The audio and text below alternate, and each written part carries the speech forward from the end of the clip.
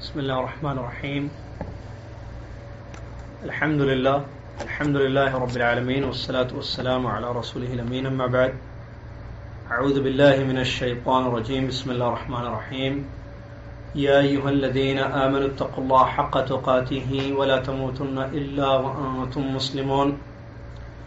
يا أيها الناس اتقوا ربكم الذي خلقكم من نفس واحدة وخلق منها زوجها وبث منهما رجالا كثيرا ونساء واتقوا الله الذي تساءلون به والأرحام إن الله كان عليكم رقيبا. يا أيها الذين آمنوا اتقوا الله وقولوا قولا سديدا يصلح لكم أعمالكم ويغفر لكم ذنوبكم ومن يطع الله ورسوله فقد فاز فوزا عظيما. قال المصنف الإمام المجدد محمد بن عبد الوهاب رحمه الله تعالى في كتابه كشف الشبهات في التوحيد. بسم الله الرحمن الرحيم. اعلم رحمك الله أن التوحيد هو إفراد الله سبحانه وتعالى بالعبادة، وهو دين الرسل الذي أرسلهم الله به إلى عباده. فأولهم نوح عليه الصلاة والسلام أرسله الله إلى قومه لما غلوا في الصالحين ودا وصواعا ويغوث ويعوق ونسرا. وآخر الرسل محمد صلى الله عليه وسلم، وهو كسر صور هؤلاء الصالحين. برادران اسلام، معزز سامعین، اسلامی ماں اور بہنوں، تمام تعریفیں اس اللہ تبارک و تعالیٰ کے لیے ہے جس نے دنیا میں ہم کو ایک بڑے عظیم مقصد کے لیے پیدا کیا، اور جس نے اپنی بے شمار نشانیاں دنیا میں رکھیں کہ جن میں غور کرتے ہوئے ایک انسان کو اللہ کا علم ہوتا ہے، اور جس اللہ تبارک و تعالیٰ نے آسمان سے ہدایت کے لیے کتابیں نازل کی اور ہر قوم میں ایک نبی اور رسول کو بھیجا تاکہ وہ اللہ کے دین کو سمجھائے. اس طریقے سے یعنی کتاب اتار کر نبیوں کو بھیج کر اللہ نے بندوں پر حجت کو قائم کر دیا. سبحان اللہ بحمدہ، سبحان اللہ العظیم. لامحدود، بے پناہ، بے حد و حساب درود و سلام ہو پیارے نبی محمد الرسول اللہ صلی اللہ علیہ وسلم پر کہ جن کو اللہ تبارک و تعالیٰ نے توحید کی طرف دعوت دینے والے نبی بنا کر، آخری نبی بنا کر مبعوث فرمایا. اللہم صلی علی محمد وعلی آل محمد کما صلیت علی ابراہیم وعلی آل ابراہیم انک حمید مجید. اللہم بارک علی محمد وعلی آل محمد کما بارکت علی ابراہیم وعلی آل ابراہیم انک حمید مجید. برادران اسلام، جمعہ کی یہ رات ہے، مغرب کی نماز کے بعد یہ درس ہو رہا ہے حی الرحاب جدہ شہر میں. انشاءاللہ آج سے ایک نئی کتاب کو لے کر ہم پڑھیں گے اور اس کا درس شروع کریں گے. عقید توحید پر بڑی زبردست کتاب ہے یہ، جس کتاب کا نام کشف الشبہات فی التوحید ہے، جس کتاب کو امام محمد ابن عبد الوہاب رحمۃ اللہ علیہ نے تصنیف کیا ہے. آپ کو یاد ہے اس سے پہلے ہم نے جس کتاب کا درس دیا تھا یہاں پر کافی تفصیلی طور پر، جس کی کیسٹس بھی موجود ہیں، وہ بھی عقید توحید پر مشتمل ایک بنیادی کتاب کا درس تھا، اور اس کتاب کا نام الاصول الثلاثہ ہے. اسلام کے بنیادی 3 اصول کہ جن کا جاننا ہر مسلمان کے لیے ضروری ہے. اب اس کے بعد یہ دوسری کتاب کشف الشبہات فی التوحید عقید توحید کی بنیادی کتابوں میں سے ہے. بلکہ میں یوں کہوں تو غلط نہیں ہوگا اگر کسی نے اصول ثلاثہ، کشف الشبہات، کتاب التوحید نہیں پڑھی، اس کو نہیں معلوم توحید کیا ہے، اس کو نہیں معلوم شرک کیا ہے. کیونکہ کتابوں کے ذریعے علم انسان کو ملتا ہے، اور بغیر علم کے انسان حق اور باطل میں تمیز نہیں کر سکتا. تو آئیے انشاءاللہ اس کتاب کا آغاز آج سے کیا جا رہا ہے. پابندی سے آپ آتے رہیں. ہر جمعرات انشاءاللہ اگر حیات رہی اور یہاں رہے اس شہر میں تو اس کتاب کا درس دیتے رہیں گے انشاءاللہ. کشف الشبہات فی التوحید کتاب کا نام ہے. مصنف کا نام محمد بن عبد الوہاب رحمۃ اللہ علیہ.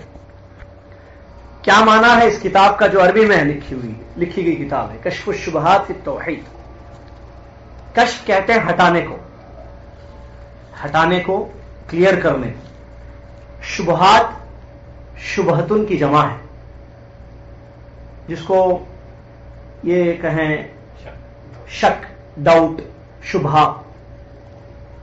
اور پھر توحید کے اندر, توحید کے سلسلے میں جو ڈاؤٹس ہیں, جو شبہات ہیں, ان لوگوں کے جو شرک کرتے ہیں, تو اس کو اس کتاب میں ہٹا دیا گیا ہے اور واضح طور پر شرک کی بنیادوں کو ختم کر کے توحید کو بتا دیا. اب کوئی بہانہ نہیں رہتا مشرک کے لیے کہ وہ کوئی شبہ ڈالے, کوئی شبہ پیش کرے. یہ اس کتاب کا مطلب ہے اور نام کا معنی ہے. لکھنے والے ہیں امام محمد بن عبد الوہاب رحمۃ اللہ علیہ, جن کی پیدائش 1115 ہجری میں ہوئی, 1115 ہجری, اور جن کی وفات 1206 ہجری میں ہوئی ہے. اور یہ کوئی نئے مصنف نہیں ہیں, ان کو دنیا جانتی ہے, کافی مشہور ہیں یہ, اور انہی کی طرف نسبت کرتے ہیں ان لوگوں کو جو لوگ توحید پر رہتے ہیں اور شرک سے دور رہتے ہیں. وہابی, یہ نام سنا ہوگا آپ نے. ہمارے ممالک میں ہر اس آدمی کا نام وہابی ہے.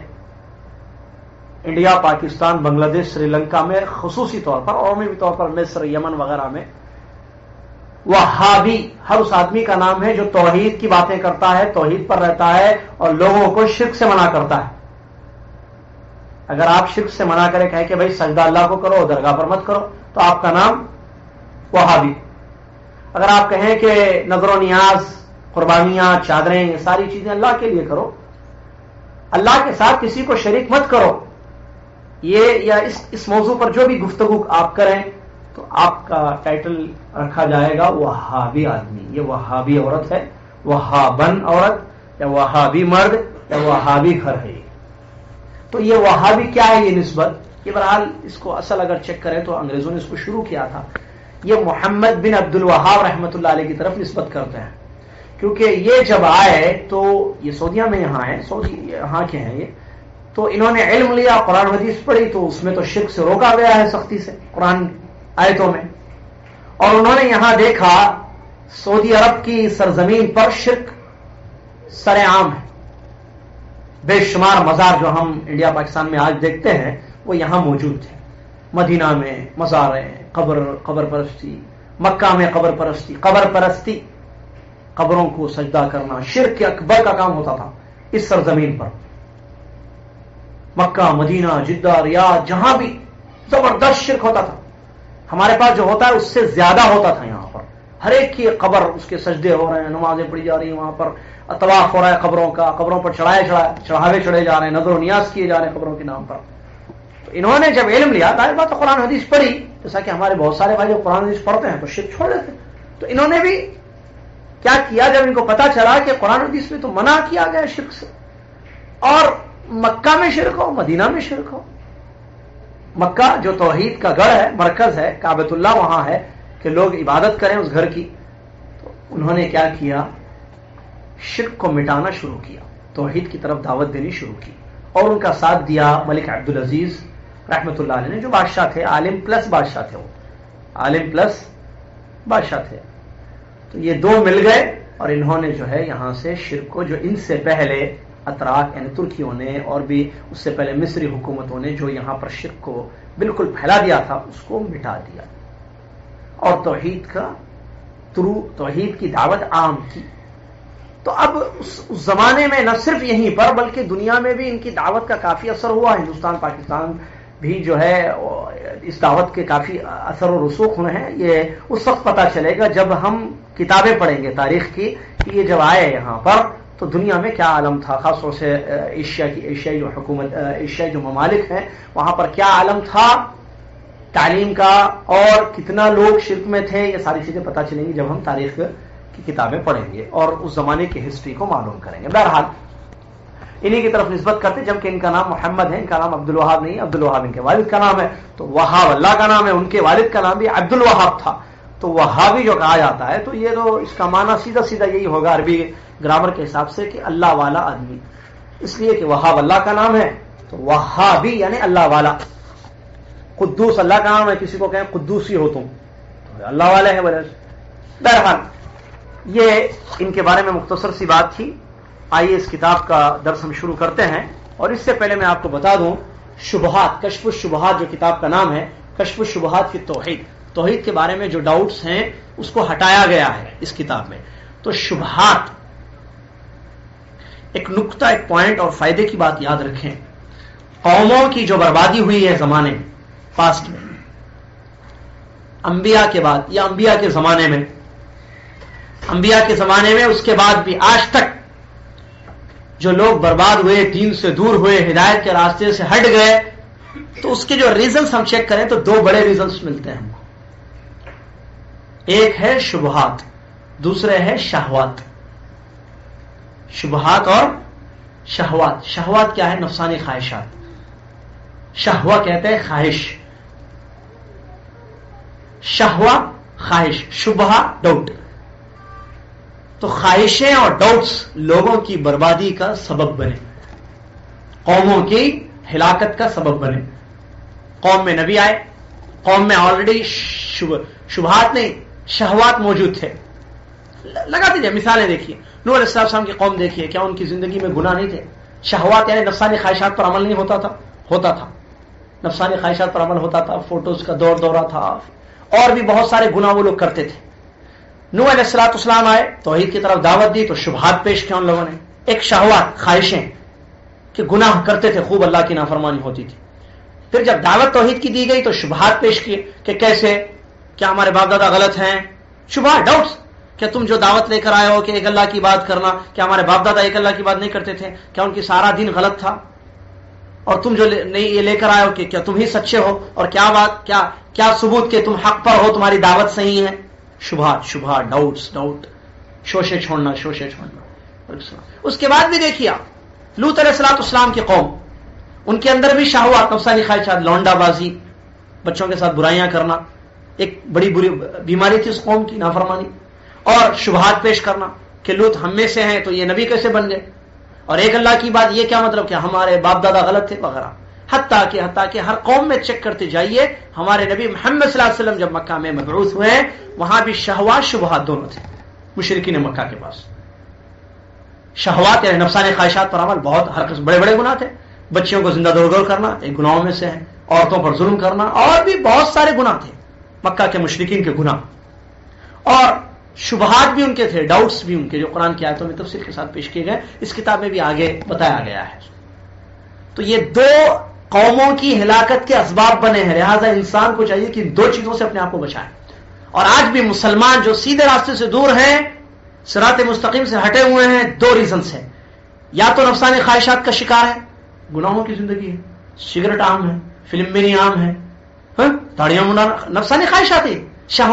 شہوت انسان کی ابھارتی ہے، وہ برائی کر رہا ہے، سود کھانا، زنا کرنا، شراب پینا، چوری کرنا، غیبت کرنا، فلاں، یہ سارے شہوات، نفسانی خواہشات. انسان عمل کرتا ہے، خواہش ہوتی ہے غیبت کرنا، عورتوں کی غیبت خوب کرتے ہیں، شوہروں کی غیبت کرتے ہیں، برائیاں ہو رہی ہیں. دوسرے شبہات، کتنے مسلمان ہیں آج جو شبہات پیش کرتے ہیں دین میں، ڈاؤٹس پیش کرتے ہیں، ایسے کیوں ویسے کیوں. آپ کو یاد ہے یہاں ایک درس میں ہمارے ایک بھائی آ کر اللہ کے نبی صلی اللہ علیہ وسلم کی جو ہے صحیح حدیث ہے جس کو امام بخاری رحمۃ اللہ روایت کیا، پاکستان کا ہمارے بھائی، یاد ہے آپ کو 2 سال پہلے. شبہات کیسے، ڈاؤٹس کیسے، شوشے.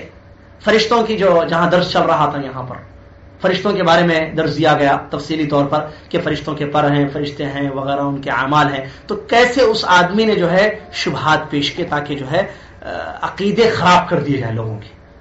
تو ایسے مسلمان، ہمارے مسلمانوں میں آج شبہات ہیں بہت سارے، اور یہی شبہات سب سے زیادہ نظر آئیں گے آپ کو ان لوگوں کے پاس جو لوگ شرک کرتے ہیں، جو درگاہوں کے پاس جاتے ہیں، سجدے کرتے ہیں، مختلف قسم کے ڈاؤٹس پیش کرتے ہیں اپنے شرک کو ثابت کرنے کے لیے. تو یہ 2 بڑے ریزن سے ان سے انسان دور رہے. ایک نفسانی خواہشات سے دور رہنا، بلکہ شریعت کے تابع زندگی گزارنا. نمبر 2 شبہات. ڈاؤٹس نہیں کرنا دین میں. بھئی ایک بات آپ کو بتا دی گئی ہے دین میں, آپ عمل کیجئے, اس کو ایکسپٹ کیجئے, عمل کیجئے.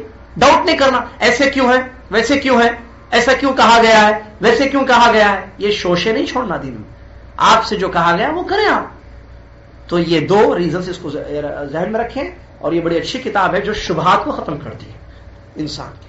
کتاب کی شروع میں مصنف رحمۃ اللہ علیہ نے بیان کیا بسم اللہ الرحمن الرحیم, میں شروع کرتا ہوں اللہ کے نام سے جو بڑا مہربان نہایت رحم کرنے والا ہے. بسم اللہ سے کیوں شروع کیا گیا؟ اللہ کے نبی محمد صلی اللہ علیہ وسلم کی پیروی کرتے ہوئے اور اللہ کے نام سے برکت لیتے ہوئے, کیونکہ کوئی بھی کام اللہ کے نام سے اگر شروع کیا جائے تو اس میں برکت ہوتی ہے. تبرک, اللہ کے نام سے تبرک ملتا ہے انسان کو. کوئی بھی کام شروع کرے تو اللہ کا نام لینا ہے برکت حاصل کرنے کے لیے. تو یہ بہت بڑا کام ان کو کرنا تھا, کتاب لکھنا.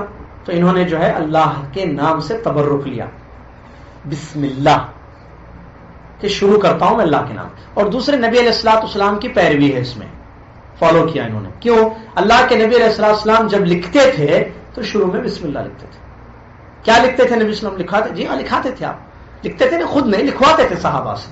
آپ نے لیٹرز لکھے بادشاہوں کو, بادشاہوں کے نام بہت سارے آپ کے خطوط ہیں, لیٹرز, رسائل, جن میں آپ نے توحید کی طرف ان کو بلایا.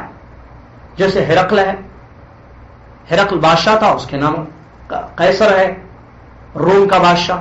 نبی اسلام نے خطوط لکھے بادشاہوں کے نام کہ اے لوگو اسلم تسلم, اسلام قبول کرو تم سلامتی کی زندگی گزارو گے. بسم اللہ الرحمن الرحیم من محمد بن عبداللہ لکھوا دیتے آپ کہ اللہ کے نام سے میں شروع کرتا ہوں جو رحمان اور رحیم ہے. یہ لیٹر محمد بن عبداللہ صلی اللہ علیہ وسلم کی طرف سے ہے الا قیصر اور روم. روم کے قیصر بادشاہ کا نام تھا. روم میں جو بھی بادشاہ بنتا تھا اس کا لقب قیصر پڑتا تھا. اسی طریقے سے ہرقل کی طرف بھی الا ہرقل, ملک فارس کا شاید بادشاہ تھا وہ, اس کے نام کیا لکھا کہ میں اللہ کا نبی ہوں اور میں اس لیے آیا ہوں کہ لوگ اللہ کے ساتھ شرک کو چھوڑ کر ایک اللہ کی عبادت کو تسلیم کر لو. لہذا میں اے بادشاہ تم کو دعوت دیتا ہوں کہ تم اللہ کی توحید کو اپنا لو اور شرک سے اپنے آپ کو دور رکھو. تو نبی علیہ الصلوۃ والسلام کے لیٹر, جس کی کچھ نشانیاں آج بھی ملی ہیں, دنیا میں موجود ہے بعض لائبریریز میں, تو آپ وہ لیٹرز چیک کریں تو نبی علیہ السلام کے سارے لیٹروں کی شروع میں خطوط جتنے آپ نے لکھے ہیں اس میں شروع میں بسم اللہ تھا. چنانچہ نبی علیہ السلام کی پیروی کرتے ہوئے مصنف نے بھی, اور جتنی کتابیں آپ دیکھیں شروع میں اسی لیے بسم اللہ لکھا جاتا ہے. اس کے دو وجہ ہیں, ایک نبی صلی اللہ علیہ وسلم پر کی طریقے پر چلتے ہوئے, اور دوسرا اللہ کے نام کی برکت حاصل کرنے کی, کیونکہ اللہ کے نام سے شروع کریں گے آپ.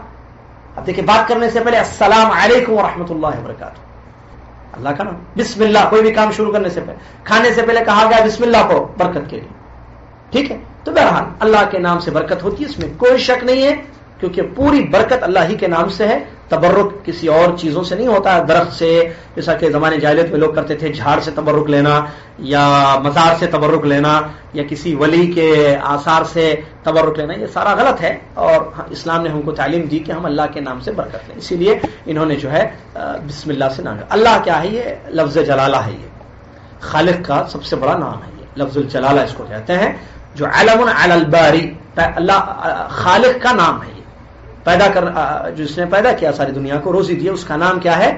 اللہ. کیا نام ہے اس کا؟ اللہ. اللہ نام ہے اس کا. اور یہ وہی نام ہے جو قرآن میں بھی آیا ہے, جیسا کہ سورہ ابراہیم کی آیت میں اللہ نے بیان فرمایا کتاب انزلناہ الیک لتخرج الناس من الظلمات الى النور باذن ربهم الى صراط العزیز الحمید اللہ الذی, اللہ الذی, دیکھیے اللہ الذی لہ ما فی السماوات و ما فی الارض, کہ یہ ایک ایسی کتاب ہم نے اے نبی محمد صلی اللہ علیہ وسلم نازل کی ہے آپ کی طرف, قرآن مجید, تاکہ اس کتاب کے ذریعے اپنے رب کے حکم اور اس کی اجازت سے آپ لوگوں کو تاریکیوں سے نکال کر نور کی طرف دعوت دیں. اور یہ کس کی؟ اپنے رب کی طرف سے. یہ آپ کے رب کی طرف سے ہے, اور وہ آپ کا رب کون ہے اور اس کا راستہ کیا ہے؟ صراط العزیز الحمید اللہ الذی, اللہ نام آ گیا یہاں. وہ اللہ ہے جو تعریفوں والا ہے اور غالب ہے, جس کے لیے آسمان و زمین کی ساری چیزیں ہیں. تو اللہ کا نام اس میں آیا ہے. تو اللہ یہ خالق کا نام ہے. تو یہ بسم اللہ میں جو نام بتایا گیا. الرحمن الرحیم, یہ بھی اللہ کے دو نام ہیں جن میں دو الگ الگ صفتیں بتائی گئی ہیں. ایک ہے الرحمن, دوسرا ہے الرحیم. اصول ثلاثہ کے شروع میں اس کی تفسیر ہو چکی ہے, کتاب کے شروع میں جہاں بسم اللہ آیا تھا. الرحمن الرحیم، رحمان اور رحیم یہ دونوں اللہ کے نام ہیں، لیکن رحمان وہ نام ہے جو اللہ کے علاوہ کسی اور کے لیے استعمال نہیں کیا گیا ہے، نہ کرنا ہے. کسی کو ہم نہیں کہہ سکتے کہ یہ بڑے رحمان ہیں، عبداللہ بھائی بڑے رحمان ہیں، فاطمہ اپا بڑی رحمان ہے، نہیں کہہ سکتے، نہیں کہہ سکتے. رحیم ضرور کہہ سکتے ہیں، رحمان نہیں کہہ سکتے. یہ نام اللہ کے ساتھ خاص ہے. رحیم جہاں تک نام ہے یہ اللہ نے خود اپنے نبی کے لیے استعمال کیا ہے. وَبِالْمُؤْمِنِينَ رَءُوفٌ رحیم، قرآن کی آیت ہے کہ ہم نے ایک ایسے نبی کو بھیجا ہے جو مومنوں کے ساتھ بڑے رؤوف ہیں، بڑے رحیم ہیں، بڑے رحیم ہیں. مومنوں کے ساتھ وہ رحیم ہیں، یعنی رحم کرتے ہیں. تو رحمان اور رحیم میں یہ ایک فرق ذہن میں رکھیں. اور معنی کے اعتبار سے جب یہ دونوں ایک جگہ آئیں گے تو رحمان کا معنی عام رحمت ہوگی، اور رحیم کا مطلب اللہ کی وہ رحمت جو اللہ کی وہ خاص رحمت جو اللہ اپنے بندوں میں سے جس پر چاہے کرے. دونوں کے میں نہیں رحم کرنا، لیکن اس میں ایک باریک فرق ہے. جب ایک جگہ آ جائے گا نام یہ رحمان کیا ہوگا؟ عام وسیع رحمت جو کسی پر بھی اللہ کرتا ہے، کافر پر بھی مسلمان پر بھی. جیسے دنیا میں کافر پر اللہ کی رحمت ہے یا نہیں ہے؟ نہیں ہے نا؟ کیا دلیل؟ کھا رہا ہے وہ زندہ ہے، وہ زندہ ہے. کافر ہندو زندہ ہے، کافر شرک کر کے زندہ ہے، کافر کفر کر کے بھی زندہ ہے، کافر مسلمانوں کا قتل کر کے بھی زندہ ہے، کافر محمد صلی اللہ علیہ وسلم محمد صلی اللہ علیہ وسلم پر تہمت لگا کر بھی ڈنمارک میں زندہ ہے. یہ رحمت ہے اللہ کی. کافر شرک کر کے کھا رہا ہے، پیسے کما رہا ہے، کپڑے پہن رہا ہے، گاڑی چلا رہا ہے، پراپرٹی بنا رہا ہے، آنکھیں ہیں دیکھنے کے لیے، دیکھتا ہے، سنتا ہے. یہ ساری کیا ہے؟ رحمت نہیں، اللہ کی رحمت ہے صاحب، رحمت ہے. اللہ کی رحمت نہ ہوتی تو وہ پانی نہیں پی سکتا تھا ایک گھونٹ، ہندو کافر. تو یہ رحمان کا مطلب اللہ سب پر کرتا ہے. اور مسلمانوں میں جو چور ہیں، بدماش ہیں، گنہگار ہیں، شرک کرتے ہیں، بدعات کرتے ہیں، خرافات کرتے ہیں، مارتے ہیں، جلاتے ہیں، تکلیف دیتے ہیں، کیا وہ نہیں کھا رہے ہیں، نہیں پی رہے ہیں، نہیں سو رہے ہیں، نیند نہیں آتی؟ یہ اللہ کی رحمت ہے ان پر. تو رحمان کا یہ میننگ ہے. ٹھیک ہے. الرحیم اللہ کی خاص رحمت جو اپنے بندوں میں سے جس پر چاہے کرے، جیسے کہ قرآن میں بیان کیا گیا یعذب من یشاء ویرحم من یشاء والیہ تقلبون. سورہ عنکبوت کی آیت ہے. اللہ فرماتا ہے وہ جس کو چاہے عذاب دیتا ہے اور جس پر چاہے رحم کرتا ہے، اور اسی کی طرف تم کو لوٹ کر جانا ہے. تو یہاں جو رحمت کا مطلب ہے خاص رحمت، جیسا کہ اللہ کی خاص رحمت انبیاء پر تھی اور اپنے مومن بندوں پر ہوتی ہے. اللہ کی خاص رحمت دنیا میں خصوصی رحمت، اور قیامت کے دن خصوصی رحمت کرتے ہوئے اللہ ان کو جنت میں داخل کرے گا ایمان والوں کو. تو یہ میننگ ہے کس کا؟ رحیم کا. سمجھ رہے ہیں یا نہیں سمجھ میں آ رہا ہے؟ میں پورے جوش اور بالکل سو کر چائے پی کر فریش ہو کر آیا ہوں درس دینے کے لیے. تو آپ فریش ہو کر سنیں. آپ لوگ مجھے اگر ایسا محسوس ہو کہ سستی وغیرہ ہو رہی تو میں بند کر دیتا ہوں، کافی ہے. بس نیکسٹ درس میں جو ہے آپ اچھا خاصا نیند وغیرہ چائے پی کر آ جائیں تو درس دیں. انٹرسٹ اگر دکھائیں گے تو میں انٹرسٹ سے درس دوں گا. کھلی بات ہے. میری طبیعت ہی ایسی ہے، آپ جانتے ہیں ہمارے بزرگ اور جو لوگ یہاں شروع سے بیٹھتے ہیں طبیعت ایسی ہے. تو آپ جتنا انٹرسٹ دکھائیں، خالی سننا نہیں ایسے کہ اوپر سے آپ باتیں جا رہے ہیں، سوری ٹو سے، آپ جذبے سے سنیں، آپ یاد رکھیں اس کو، کیونکہ جو بتا رہا ہوں وہ آپ کے لیے ہے. یاد رکھیں اس کو. رحمان رحیم میں فرق ہے، رحمان رحیم میں یہ فرق ہے، ذہن میں رکھیں. اللہ آپ کو جزائے خیر عطا فرمائے. کیونکہ شیطان بیچ میں آتا ہے، اس لیے میں یہ بات بتا رہا ہوں. یہ چیز سنتے ہوئے اس کی جگہ میں اگر کوئی زبردست قصہ شروع کر دو کتاب بند کر کے، جس کی نہ دم ہونا ٹانگ، یعنی سند ہونا متن، کوئی سند نہیں ہے. ایک زمانے میں ایک بزرگ تھے اور ایک ایسے شہر میں تھے جہاں لوگ بہت پیسے والے تھے. تو آپ کی آنکھیں کھلی ہو جائیں گی، آپ کے کان کھڑے ہو جائیں گے اور زبردست مزہ آئے گا. اور اس میں خوب مسالہ لگا کہ اگر میں قصہ پیش کروں تو آپ اتنے خوش ہو جائیں گے، بولیں گے یار یہ درس ہفتے میں نہیں، ہفتے میں 1 مرتبہ نہیں، ہفتے میں 4 مرتبہ رکھو اس کو. یہ جذبہ آئے گا. لیکن دین کی علمی باتوں میں شیطان کو نہیں پسند ہے نا. توحید یہ تو خطرناک درس ہے شیطان کے لیے. وہ تو نیند لائے گا آپ کو ضرور، اور سلائے گا آپ کو، اور بہکائے گا، اور آپ کے دماغ کو یہاں سے دوسری جگہ. ارے وہ نماز میں بہکاتا ہے تو یہ تو درس ہے. نماز میں بہکاتا ہے، وہ یاد دلاتا ہے. دیکھو تم یاد کرو چابی کہاں بھول گئے تھے، تم نماز پڑھ رہے ہو تو چابی یاد دلاتا ہے. تو اس کو بھگانا ہے، فریش کرنا ہے، درس سننا ہے توحید کا. دنیا میں سب سے اچھا درس، دنیا کا سب سے ٹاپ کا سبجیکٹ، سب سے بڑا سبجیکٹ، سب سے اچھا سبجیکٹ، وہ سبجیکٹ جس میں اللہ کی باتیں ہوں، توحید. اس سے بڑھ کر نہ دنیا میں کچھ ہے نہ قیامت تک رہے. اللہ کے لیے اپنے اندر جذبہ پیدا کر. آگے لکھتے ہیں اعلم رحمک اللہ. علم لے لو اے میرے بھائی، اللہ آپ پر رحم فرمائے. دعا دیتے ہوئے کہتے ہیں علم جان لو، علم حاصل کرو، رحمک اللہ، اللہ آپ پر رحم فرمائے. دعا دیتے ہوئے کہہ رہے ہیں کہ علم حاصل کرو. کیا علم حاصل کرو؟ ان التوحید، کہ توحید کیا ہے؟ هو افراد اللہ سبحانہ بالعبادہ، اللہ سبحانہ و تعالی کی تنہا عبادت کرنا. یہ علم سیکھو. علم کس کو کہتے ہیں؟ علم اور علم کی کیا اہمیت ہے؟ علم کہتے ہیں عربی زبان میں ادراک الشیء علی ما هو علیہ ادراکا جازما، کسی چیز کا تدارک کرنا جیسے ہے ویسے، یقینی اس کا تدارک کرنا. تدارک بھی عربی ورڈ ہو گیا. تھوڑا اردو میں تھوڑا سا ایکسپلین کرتا ہوں میں علم کو. علم کسی چیز کو پکا حاصل کرنا، کوئی چیز جو کسی بھی چیز کو وہ جیسی ہے چیز ویسے ہی پورا اس کو لے لینا. اٹ از کالڈ علم. نہیں سمجھ میں آیا تو سینٹینس میں اردو میں آسان آسان چن چن کے ورڈز لاؤں گا میں سمجھنے کے لیے. علم کیا ہے؟ ادراک الشیء علی ما هو علیہ ادراکا جازما. ادراک یعنی پانا، حاصل کرنا، سمجھتے نا؟ گیٹ کریں، گیٹنگ. چلیں انگلش کا گیٹنگ، گیٹ کرنا، حاصل کرنا کسی چیز کو جیسے ویسی اور پورے کا پورا اور پکا. یہ نہیں کہ ہم کو شک ہو کہ نہیں اس کو ہم نے پورا گیٹ نہیں کیا ہے، پورا حاصل نہیں کیا ہے، تھوڑا چھوٹ گئی ہے بات. پورا اس کو لینا، کسی چیز کو پورا حاصل کرنا، تدارک کرنا، لینا، یہ ہے علم. اس علم کی بہت اہمیت کسی بھی چیز کا. اب بھائی کمپیوٹر ہے تو کمپیوٹر کا علم کا کیا مطلب ہے؟ کمپیوٹر کیا ہے اس کی ٹوٹل چیزوں کو لے لینا. آپ لینے کا مطلب ہاتھ میں لینا نہیں ہے، معلوم کر لینا. کہ ایسا نہیں کہ ڈاؤٹ ہے، نہیں شاید مجھے ماؤس کے بارے میں نہیں پتا چلا ہے ابھی، یا ایکسل نہیں معلوم ہوا ہے مجھے، نہیں، سب یقینی ادراکن جازمن. ٹھیک ہے، یعنی سیٹسفائی ہو گئے ہیں آپ کہ میں نے اس کا لے لیا ہے سب کچھ. یہ کیا ہے؟ واٹ از دس؟ یہ چیز کیا ہے؟ اس کو پورا میں نے لے لیا ہے، حاصل کر لیا ہے، گیٹ ہو گیا ہے. سمجھ میں آ گیا؟ مسئلہ سمجھانا ہے اصل، چاہے گیٹ بولوں یا گاڈ بولوں. سمجھ میں آ رہا ہے مسئلہ؟ ٹھیک ہے. علم کی اہمیت کیا ہے؟ دنیا میں سب سے بڑی بات، سب سے سچی بات کیا ہے بتائیے؟ سب سے بڑی حقیقت کیا ہے دنیا کی؟ کون بتا سکتا ہے؟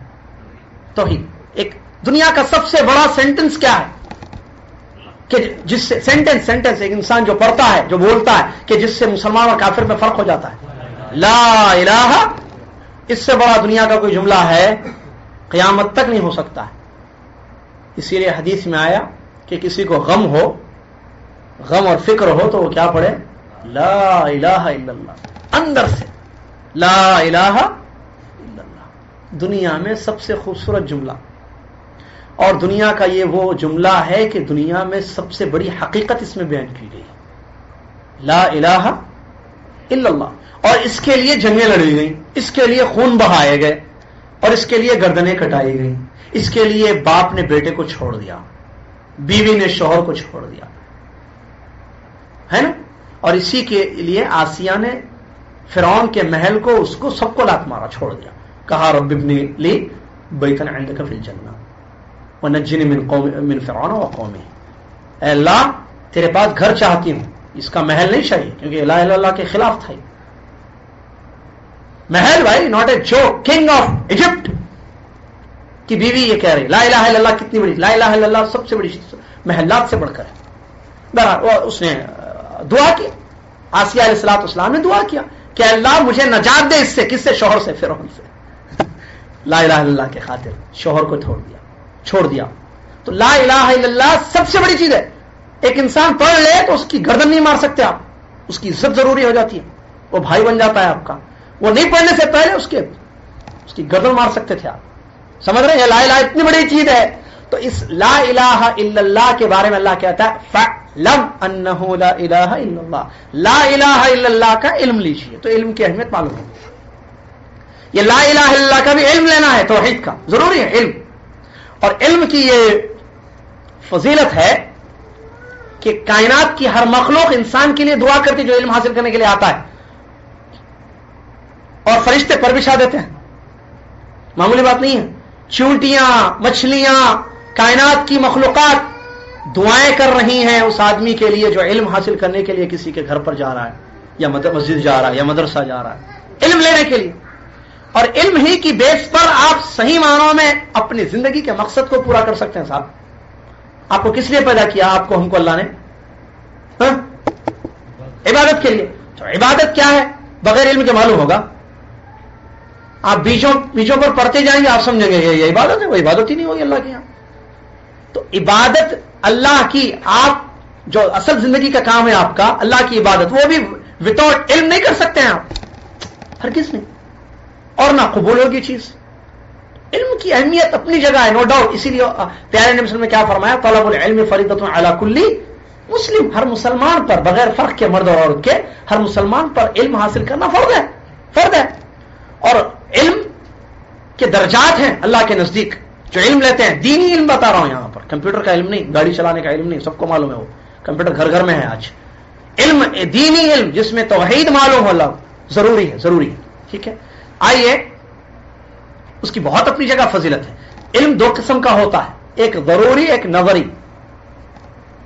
ایک ہے علم ضروری، ایک ہے علم نظری، جس کو نظری بولے. ہماری اصل پروننسیشن عربی کی صحیح نہیں ہے، اس لیے نظری میں بولو تو نیا ورڈ دکھ رہا ہے ہم کو. میں اردو میں وہ جو بول چال کی اردو میں نظری، ایک ضروری علم، ایک نظری علم. اصل ہے ضروری علم اور نظری علم، تجوید کے حساب سے بعد اور ضا میں فرق ہے. بہرحال چلیے، ضروری علم کیا ہے؟ علم کی دو قسمیں ہیں. ٹھیک ہے، ضروری اور نظری. ضروری کے بارے میں بتاتے ہیں ما یکون ادراک المعلوم فیہ ضروریا بحیث یضطر الیہ من غیر نظر ولا استدلال کالعلم بان النار حارۃ مثلا. ضروری علم وہ ہے کہ جس کو پانا یا محنت کرنا یا پڑھنے کی ضرورت نہیں ہے، وہ آٹومیٹکلی آ جاتا ہے. ضروری علم وہ علم، اس کو محنت کرنا، پڑھنا، دیکھنا، اس کی ضرورت نہیں ہے. کتابیں دیکھنا کہ ضروری علم آئے نہیں. ضرور علم کی قسمیں ہیں دو، سمجھ رہے ہیں؟ ایک ہے ضروری، ایک ہے نظری. تو ضروری کون سا علم ہے؟ وہ جو بغیر محنت کے مل جاتا ہے انسان کو، معلوم ہوتا ہے، سب کو معلوم ہوتا ہے. کیا مثال ہے؟ آگ گرم ہے، آگ گرم ہوتی ہے، کیا اس کو سیکھنا پڑے گا؟ آگ گرم ہے، کیا یہ سیکھنا پڑتا ہے یا پڑھنا پڑتا ہے کہ پڑھو بیٹے کہ آگ گرم ہوتی ہے؟ نہیں، سب کو معلوم ہے. آگ کی تاثیر کیا ہے؟ ساجد بھائی کہاں ہے؟ آگ کی تاثیر کیا ہے؟ گرم. آگ ٹھنڈی ہوتی ہے، آگ گرم ہوتی ہے، سب کو معلوم ہے. اور وہ جو اوپر ہے وہ آسمان ہے، یہ نیچے زمین ہے. دن رات، یہ ضروری علم ہے. یہ کہیں کہ برف ٹھنڈا ہوتا ہے، ہاتھ لگائے، ٹھیک، یہ ضروری علم ہے جو انسان کو بغیر محنت کے، بغیر پڑھے ہوئے معلوم ہو جاتا ہے. جاہل سے جاہل آدمی دنیا کا یہ جانتا ہے کہ آگ گرم ہے، نہیں ہے. یہ ضروری علم اس کو کہتے ہیں. تو یہاں کوئی مسئلہ نہیں ہے، چھوڑیے، بس ضروریات ہیں جو سب کو معلوم ہے.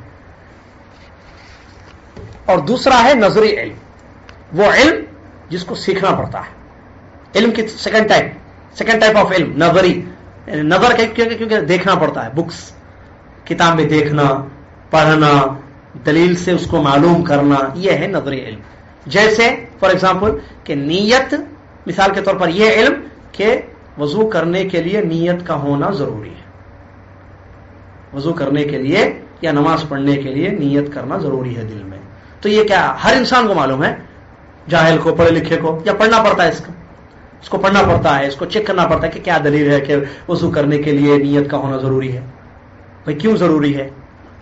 سمجھ رہے؟ یہ پڑھنا پڑتا ہے، کیوں واجب ہے؟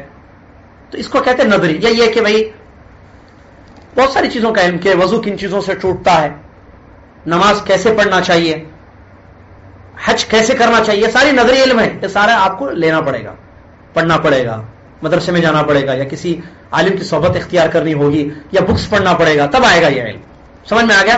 علم کی دو قسمیں، ایک ضروری، ایک نظری. ضروری وہ علم جس کے لیے محنت ہی نہیں ہے، سب کو دیکھتے مانا یہ آسمان ہے، ختم. اوپر جو ہے وہ آسمان ہے، نیچے جو ہے وہ زمین ہے. یہ آگ ہے، یہ گرم ہے، اور پانی جو ہے یہ ٹھنڈا ہوتا ہے، یا برف جو ہے ٹھنڈا ہے، معلوم ہے سب کو. یہ کھانا ہے، یہ زمین ہے، یہ آسمان ہے، یہ انسان ہے، یہ گائے ہے، یہ بلی ہے. بہرحال تو دوسرا جو ہے نظری علم ہے جس کو انسان محنت کر کے سیکھتا ہے اور حاصل کرتا ہے. ٹھیک ہے. رحمک اللہ, اللہ آپ پر رحم فرمائے. ان توحید هو افراد اللہ سبحانہ وتعالی بالعبادہ. بتاتے ہیں کہ آپ اچھی طریقے سے اس بات کا علم حاصل کر لو کہ توحید ایک اللہ کی عبادت کرنا ہے. افراد اللہ بالعبادہ, اللہ کو عبادت کے ذریعے تنہا کرنا, یہ ہے توحید. توحید ڈکشنری میں کہتے ہیں ایک سمجھنے کو. واحد معلوم ہے آپ کو, ایک, اثنین 2, عشرہ 10, تو واحد یعنی ایک. وحد یوحد توحیدا, ایک سمجھنا, اللہ کو ایک سمجھنا توحید ڈکشنری میں. کس چیز میں ایک سمجھنا؟ عبادت میں, پیدا کرنے میں نہیں. ساجد بھائی, عبادت کرنے میں اللہ اکیلا ہے, مطلب اس کے علاوہ کوئی اور نہیں ہے عبادت کرنے کے لیے. جھاڑ کی عبادت نہیں, رام کی نہیں, لکشمن کی نہیں, پہاڑوں کی نہیں, فرشتوں کی نہیں, انبیاء کی نہیں. عبادت کس کی؟ اللہ کی. یہ ہے توحید. عبادت اللہ کی اکیلے ہو. ٹھیک ہے. اور توحید کے لیے یہ ضروری ہے, اس کا میننگ جو ہے کہ ایک سمجھنا. ایک سمجھنے کا مطلب یہ ہے کہ 2 3 نہیں ہے, اس کا انکار ضروری ہوگا, ورنہ ایک نہیں سمجھیں گے آپ, توحید ہی نہیں بولیں گے اس کو. گرامر کے حساب سے سمجھایا بڑا اچھا مصنف نے. گرامر کے گرامیٹیکلی حساب سے آپ چیک کریں. ایک جاننا کسی چیز کو, بھائی ایک سمجھنا کسی چیز کو, اگر اس کو 2 ہم سمجھیں تو کیا وہ توحید ہے؟ گرامر کے حساب سے نہیں, سوری گرامر بول رہا ہوں میں, ڈکشنری کے حساب سے. کسی چیز کو آپ ایک ہی سمجھیں بھائی, تو اس کا مطلب یہ ہے کہ آپ 2 سمجھیں گے تو وہ توحید نہیں بولیں گے اس کو, وہ واحد نہیں ہوگا, وہ سمجھ رہے ہیں. اور ایک بات بتاتے ہیں, یہ چیز اس وقت تک نہیں ہوگی جب تک کہ آپ ایک چیز ثابت کریں گے, ایک چیز کا انکار کریں گے. ثابت یہ کرنا ہے آپ کو کہ یہ ایک ہے, اور انکار کرنا ہے کہ یہ 2 نہیں ہے, 10 نہیں ہے. زبردست بات ہے, دیکھیے سمجھ رہے ہیں. توحید کیا پیارا سمجھایا, دیکھیے علماء نے محنت کی ہے, اور میں بھی محنت کر رہا ہوں, ابھی محنت کریں سمجھنے کے لیے. توحید کا مطلب دیکھیے, کسی چیز کو ایک سمجھنا توحید. اب جب ایک سمجھیں گے آپ تو آپ کو یقینی طور پر ایک ہی سمجھنا ہے, اور انکار کرنا ہے کہ یہ 2 نہیں ہے, 4 نہیں ہے, 4000 نہیں ہے, ایک ہے نا. ایک تو اقرار کرنا کہ یہ ایک ہی ہے, اور انکار کرنا, نفی کرنا اس بات کی کہ یہ 2 نہیں ہے.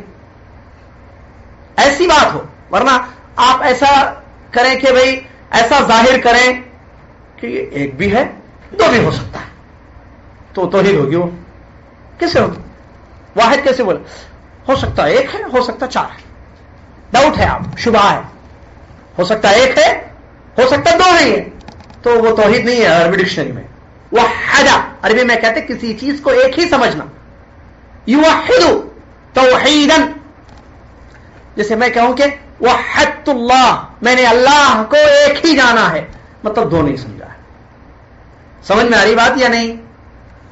تو لا الہ الا اللہ توحید ہے, تو اس میں اسی لیے انکار اور اقرار ہے کہ اللہ ہی معبود ہے اکیلا, مطلب اس کے علاوہ, اور انکار ہے اس میں کہ اللہ کے سوا کوئی اور معبود نہیں.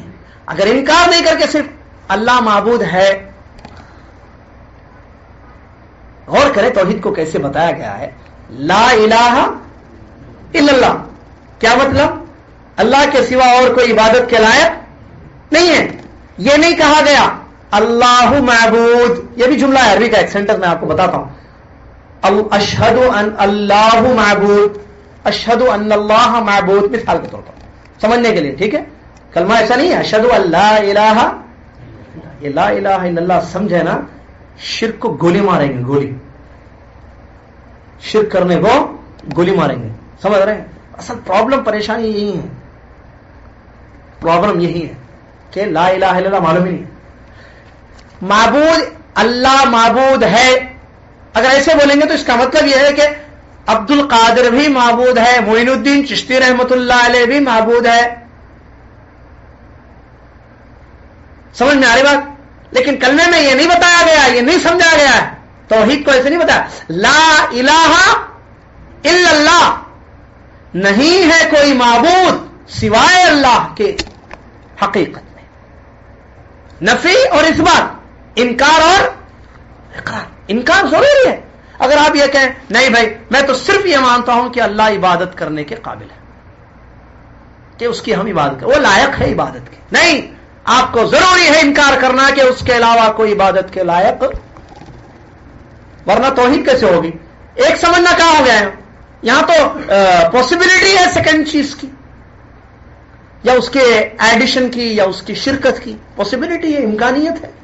امکانیت ختم کر دینا, اسی لیے لا کہا گیا. پہلے انکار کریں گے تو خدشہ ختم ہو جائے گا نا. دیکھیے ذرا غور کیجئے اس عربی کے توحید کے جملے پر, لا الہ الا اللہ, اور واقع عربی ہے. اردو میں کتنا سمجھانا پڑ رہا ہے دیکھ رہے ہیں, جب سے 10 منٹ سے میں لا الہ الا اللہ سمجھا رہا ہوں. عربی میں بہت, یہ عربوں کو اچھا سمجھ میں آ گیا. اے مکہ کے کافروں لا الہ الا اللہ پڑھو. وہ لوگ بولے معلوم ہے لا پہلے آ رہا ہے, الہ اس کے بعد لا الہ بول رہے ہیں, اور الا اللہ بولنا بول رہے ہیں. دونوں بولنا نہیں بولیں گے, یہ بولیں گے تو باپ دادا کو چھوڑنا پڑے گا.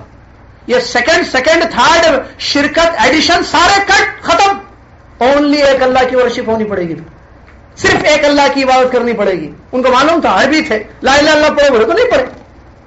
دشمنی شروع وہاں سے لے کر آخری تک. ہمارے پاس کیا ہے پریشانی, عربی نہیں آتی. سمجھ رہے ہیں عامر بھائی, حارث بھائی, کتنی بڑی. اسی لیے شیخ الاسلام ابن تیمیہ رحمۃ اللہ علیہ کا ایک قول ہے, عربی زبان سیکھنا ہر مسلمان پر واجب ہے. کس کا قول ہے؟ شیخ الاسلام ابن تیمیہ. کیوں بھائی؟ کیونکہ آپ کا ریلیجین, آپ کا دین کس میں ہے؟ عربی میں. If you don't know Arabic, how you can understand your deen, your religion? How you know your religion? English جلدی سمجھ میں آتی. آپ کو اگر آپ کو عربی نہیں آتی تو پھر دین کیسے آتا؟ ٹرانسلیشن میں کچھ بھی ہو سکتا. کیے نہیں گڑبڑا, بڑے گڑبڑا کرے نہیں کرے.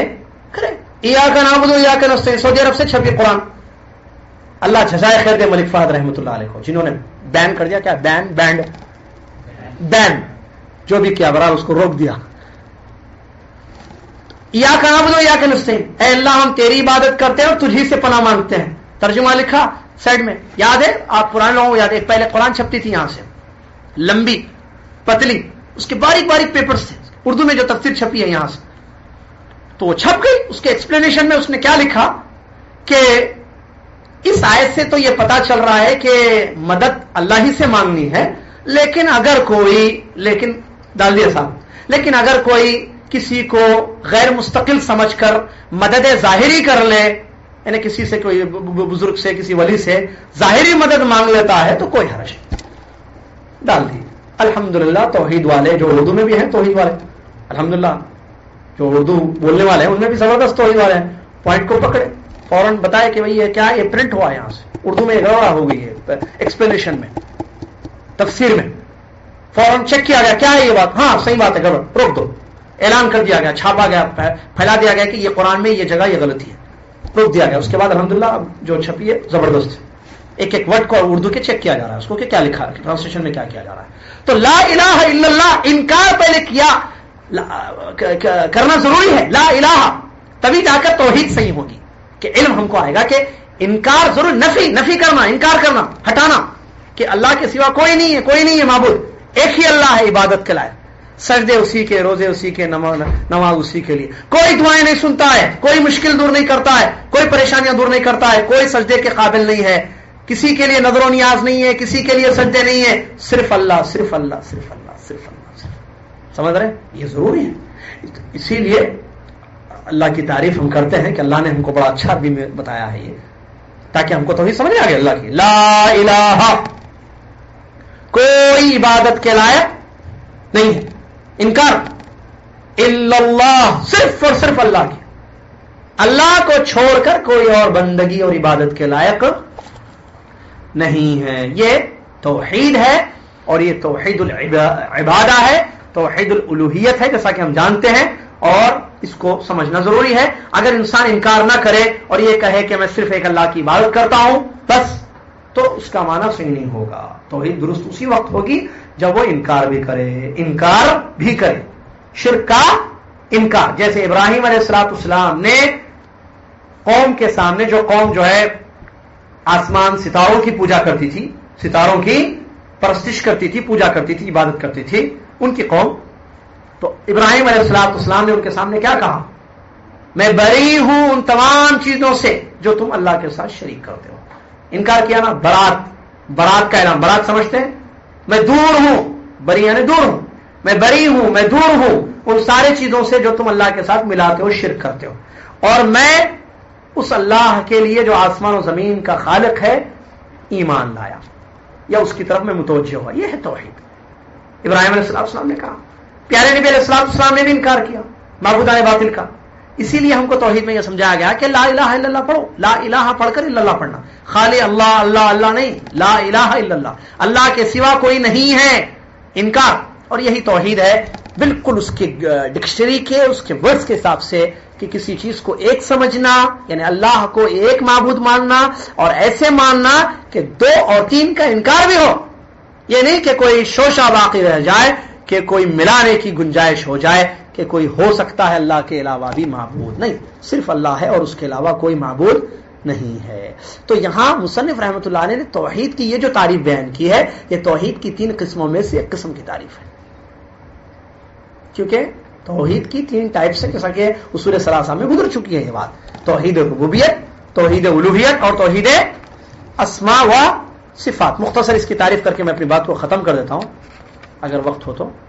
مختصر طور پر توحید ربوبیت ایک ہے الوہیت ہے، ایک ہے اسماء و صفات ہے. ربوبیت کیا ہے؟ کہ اللہ کے کاموں میں اللہ کو ایک سمجھنا، اللہ کے کاموں میں اللہ کو ایک جاننا. کیا ہے اللہ کے کام؟ پیدا کرنا، روزی دینا، تدبیر کرنا، بادشاہت، حکم چلانا، بیماری دینا، شفا دینا، یہ سارے اللہ کے کام. زندہ کرنا، موت دینا، یہ کیا ہے؟ اللہ کے کام ہے. کاما اللہ کے. ان کاموں میں اللہ ایک ہے. اللہ کے کاموں میں اللہ ایک ہے. مطلب پیدا وہی کرتا ہے، روزی وہی دیتا ہے، زندہ وہی کرتا ہے، موت بھی وہی دیتا ہے. تو یہ کیا ہوگی؟ یہ کون سی توحید ہے؟ یہ ربوبیت. اس کا نام کیا ہے؟ ربوبیت. اور اس کی دلیل قرآن میں بہت ساری جگہ ہے. اللہ خالق کل شیء، ہر چیز کا پیدا کرنے والا اللہ ہے. اللہ ہر چیز کا خالق ہے. تو یہ ربوبیت ہے. یہ وہ نہیں ہے جو اصل توحید لا الہ الا اللہ میں جو بتائی گئی، وہ نہیں ہے. یہ ربوبیت ہے. سمجھ میں آ رہی بات نہیں؟ انگلش میں there are 3 types of solar system, there are 3 types of lungs, there are 3 types فلاں فلاں، ہر جگہ آتا ہے ٹائپس، 2 ٹائپس، 3 ٹائپس، 4 ٹائپس. پڑھے نا ٹائپس؟ تو مشکل نہیں ہے نا توحید کی 3 ٹائپس سمجھنا، مشکل نہیں ہے. اور یہ کیا 3 توحید ربوبیت الوہیت، مشکل نہیں ہے. پڑھ کر ڈگری لے لیے، جاب کر رہے ہیں نا، ہاں تو پھر وہ جائیے پاسٹ میں، ٹائپس کو یاد رکھیے، قسمیں الگ الگ. تو ربوبیت یہ ہے. اور سورہ فاتحہ میں بتائی گئی ہے ربوبیت کہ اللہ ہی رب ہے ساری دنیا کا. الحمدللہ رب العالمین، تمام تعریف ہے اس اللہ کے لیے جو سارے جہانوں کا رب ہے. تبارک الذی بیدہ الملک وہو علی کل شیء قدیر، بابرکت ہے اللہ کی ذات جس کے ہاتھ میں بادشاہت ہے. تو اللہ کے پاس اللہ ہی بادشاہ ہے، اس کا مطلب یہ ربوبیت ہے. اور یہ لا الہ الا اللہ میں نہیں ہے، کیونکہ عبادت میں اللہ کو ایک کرنا یہ ہے. سمجھ میں آ رہا ہے؟ تو دوسری قسم کی توحید ہے توحید الوہیت، کہ جس میں یہ ہے کہ آپ ایک اللہ کی عبادت کریں، اپنے کاموں میں اللہ کو ایک کریں. مطلب آپ کو مانگنا ہو تو ایک اللہ سے مانگیں، سجدہ کرنا ہو تو ایک اللہ کا کریں، نظر و نیاز کرنا ہو تو ایک اللہ کی کریں. سمجھ میں آ رہی بات؟ یہ ہے توحید الوہیت، ایک اللہ کی عبادت کرنا، اس کے ساتھ کسی کو شریک نہیں کرنا. یہ ہے توحید الوہیت. جیسے ایاک نعبد و ایاک نستعین یا لا الہ الا اللہ، اس میں وہی بتائی گئی ہے. تیسری ہے توحید اسماء و صفات، اللہ کے ناموں میں اور اس کی صفتوں میں اللہ کو ایک سمجھنا. اللہ کے نام ہے رحیم، رحمان، غفور، ستیر، جبار، رازق. ٹھیک ہے، یہ سارے اللہ کے نام ہیں. رزاق، قادر، قدیر. ان ناموں میں اللہ کو ایک سمجھنا کہ اللہ ہی کے یہ نام ہے جو قرآن میں آئے ہیں اور حدیثوں میں آئے. اور صفتیں بھی ہیں اللہ کی. صفت یعنی کیا کہتے ہیں؟ صفت بڑا مسئلہ ہے، اردو میں بھی سمجھاؤ، انگلش میں بھی سمجھاؤ. کیا بولتے ہیں صفت کو؟ پراپرٹیز. دا ٹال بوائے، دا ٹال مین. ٹال مین نہیں سن رہے، دا ٹال مین.